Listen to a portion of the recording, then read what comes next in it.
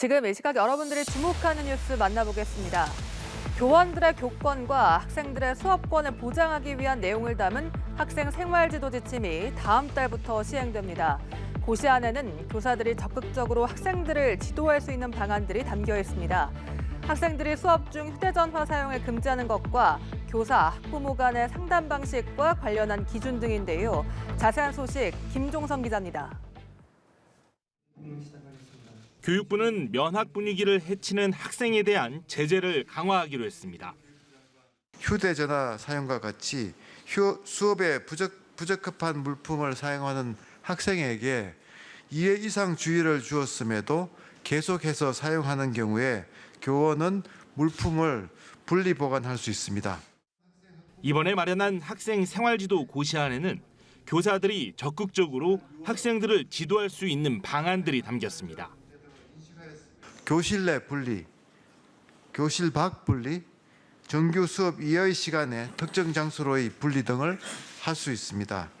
잘못을 깨닫고 바람직한 행동을 할 수 있도록 성찰을 위한 반성문 작성 등 특정한 과제 부여를 할 수 있습니다. 학생이 폭력 행위로 교사나 교우들을 위협할 경우 적극 제재할 수 있도록 했습니다. 아울러 교사가 잘못된 행동을 한 학생의 징계를 학교장에게 요청할 수도 있게 했는데 보호자가 교사의 조치에 대해 학교장을 통해 이의를 제기할 수 있는 길도 함께 열어놨습니다.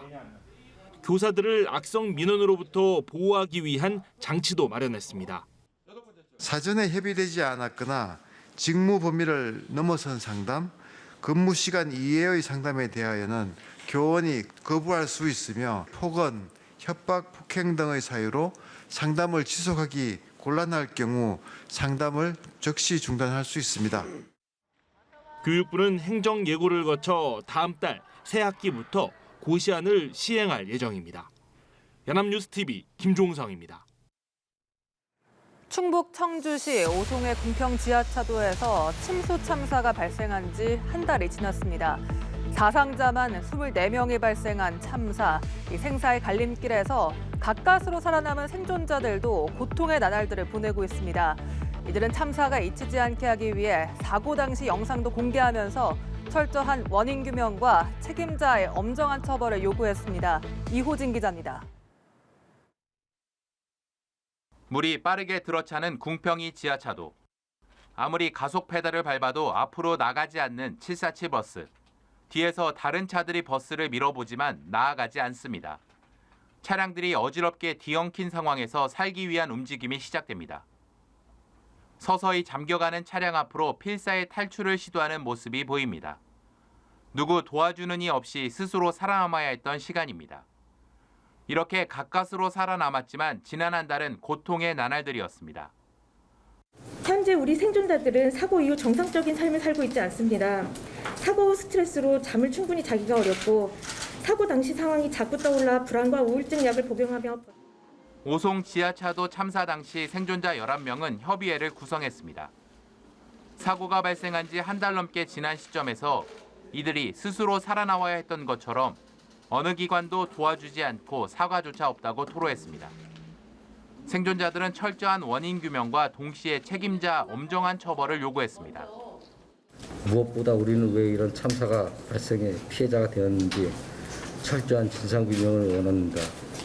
책임자에 대한 엄중한 처벌과 이와 관련해 김영한 충북도지사를 비롯해 청주시장, 행정중심 복합도시 건설청장 등을 중대재해법 위반 혐의로 고소했습니다. 또 충북경찰청장과 충북소방본부장 직무대행, 흥덕경찰서장 등 3명을 직무유기 혐의로 고발했습니다. 연합뉴스TV 이호진입니다. 중국 경제에 들이운 먹구름이 심상치 않습니다. 주요 경제 지표들이 악화하면서 글로벌 성장 엔진이 침체기에 접어든 것 아니냐는 우려가 커지고 있는데 엎친 데 덮친 격으로 부동산과 금융시장을 중심으로 도미노 채무 불이행 우려까지 고조되고 있습니다. 뉴욕타임스는 중국 정부가 이번 사태에 효과적으로 대응하지 못할 경우 최악의 상황으로 이어질 수 있다고 전망했습니다. 이준삼 기자입니다.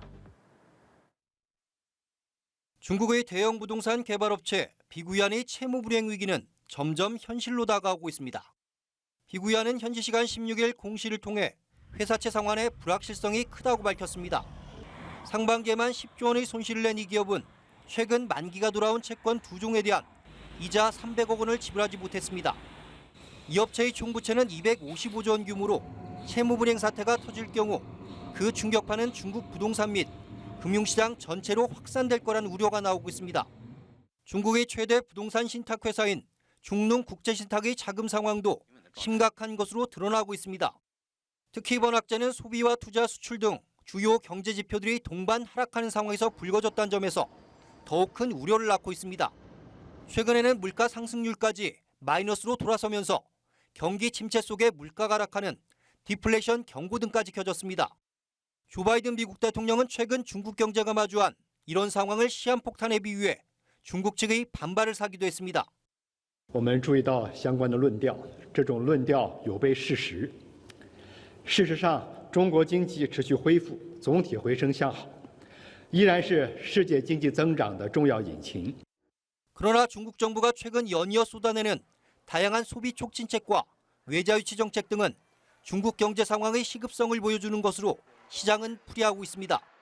미국의 뉴욕타임즈는 중국 정부가 이번 사태에 효과적으로 대응하지 못할 경우 주택자금 폭락과 통제불능의 자금 이탈 등 최악의 상황으로 이어질 수 있다고 전망했습니다. 연합뉴스 이준삼입니다. 한때 청약저축은 내 집 마련의 필수로 여겨졌지만 최근엔 시중금리와 격차가 벌어지며 인기가 떨어졌죠. 정부는 국민주택기금재원의 하나인 청약통장 가입자와 가입액이 줄어드는 것을 막기 위해 금리는 올리고 혜택을 늘리는 쪽으로 제도를 손보기로 했습니다. 자세한 내용은 박효정 기자가 전해드립니다. 은행 예적금과 금리 격차가 크다는 지적을 받아온 주택 청약 저축금리가 연 2.1%에서 2.8%로 인상됩니다. 지난해 11월 6년 3개월 만에 2.1%로 올린 데 이어 7개월 만에 또 0.7%포인트 올리는 겁니다. 예금 금리가 오르는 대신 정책기금 대출 금리도 따라 오릅니다. 최저 2.15%인 디딤돌 대출은 최저 2.45%, 최저 1.8%인 버팀목 대출 금리도 2.1%부터 시작하면서 1%대 금리는 사라졌습니다. 다만 전세 사기 피해자 대출과 뉴홈 모기지 등 서민용 정책 대출 금리는 동결합니다. 그래도 일반 예금 금리보다 낮은 금리를 벌충하기 위해 다른 혜택도 늘어납니다. 우선 청약 가점 산정 시 배우자의 통장 보유 기간 2분의 1을 더해 최대 3점을 인정해 줍니다. 본인이 청약 통장을 5년, 배우자가 4년 유지했다면 배우자 보유 기간 중 2년을 인정받아 총 10점을 받는 겁니다. 소득공제 납입 한도는 연 300만 원으로 60만 원 늘리고 장기 보유자가 주택 구입 자금 대출 시 받는 우대 금리는 최고 0.2%포인트에서 0.5%포인트로 높아집니다. 금리 인상과 집값 하락 우려로 국민주택기금 재원의 하나인 청약통장 가입자와 가입액이 줄어드는 것을 막기 위한 겁니다. 청약저축 금리를 작년보다는 좀 큰 폭으로 올렸고, 다만 이제 그럼에도 불구하고 예금 금리 대비해서는 좀 낮은 수준이기 때문에 여러 가지 금융 세제 지원이나 청약 시 혜택 강화 등 이런 종합적인 제도 개선책을 병행한 것이고요. 정부는 또 미성년자의 청약통장 납입 인정기간을 2년에서 5년으로, 인정액은 240만 원에서 600만 원으로 대폭 늘리기로 했습니다. 연합뉴스TV 박효정입니다. 폭염 속 건물이 빽빽한 곳에선 어딜 가나 더위를 크게 느끼기 마련인데요.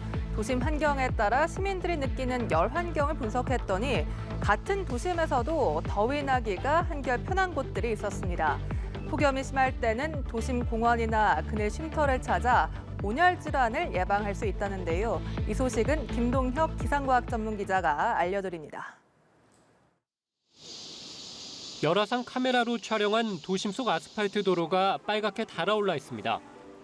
숲이 우거진 산만 주변보다 온도가 크게 낮아 녹색으로 보입니다.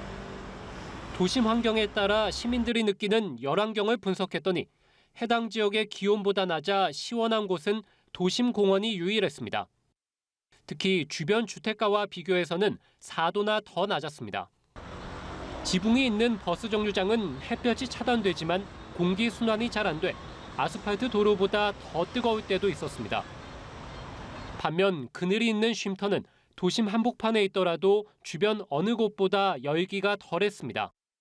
건물 외벽 색에 따라서 열을 받는 정도도 달랐습니다. 검은색 계열의 건물 외벽 온도는 46도까지 치솟아 근처 유리나 흰색 계열에 비해 4도 이상 더 뜨거웠습니다. 곳곳에서 열기를 관측한 결과 도심 야외에서 폭염을 피할 수 있는 곳은 녹지나 그늘이 많은 공원과 쉼터입니다. 햇볕이 바로 내리쬐는 아스팔트, 흙바닥, 도심주택, 도심 아파트는 평균 기온 대비 최고 기온 상승이 두드려졌습니다. 폭염 시에는 일사를 최대한 피하고 햇볕이 강한 오후 시간대에는 앉아서 작업을 해야 할 경우 유의하시기 바랍니다. 기상청은 폭염 발생 빈도가 갈수록 증가하고 있다며 복잡한 도시 특성에 맞는 상세한 기상 서비스를 준비하겠다고 밝혔습니다. 연합뉴스 TV 김동석입니다.